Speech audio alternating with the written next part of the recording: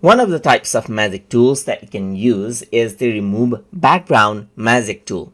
So to access that, I'm going to go around under magic tools right here, and over here I'm going to see that remove background is an option. You can see that remove background is an option right here.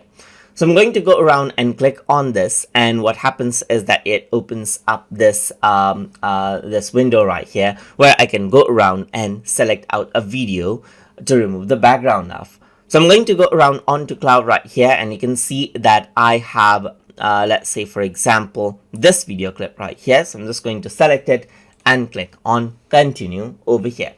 So it doesn't matter if the background is noisy. What happens is that it'll detect out any people in the background. So it only recognizes out portraits, as you can see right here.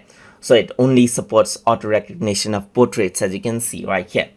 So now what you can do is you can go around and see that it has already detected out the portrait, and then it has removed it right here just like this. So this is what you have. So go around and press the play button. It's not perfect, but you can see that that is what you have.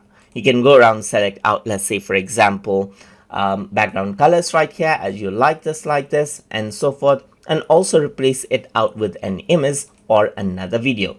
You can also go around mute the background video, as you can see, but let me just go around onto cloud and select out another video clip right here, click on continue, and what happens is that this is what you have, as you can see.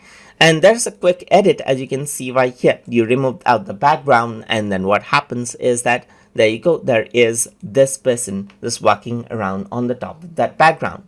So you can go around, continue editing this in the multi-track editor, or export it directly. Over here, for example, let me just click on enter multi-track editor over here. Once I do that, what happens is that this is what you get. So you can see that the background has been removed. It's not perfect though. There is some error right here, as you can see, just like this when I scroll it out directly. But as I play, you can see that it is quite smooth right there. So you can see that these are arranged out in layers, so you can go around and further edit it out later as you like, and place this wherever you like as well. So that is how you can utilize the remove background feature in magic tools of the CapCut. So I hope you guys learned something as always, and as always, please like, comment, share, and subscribe.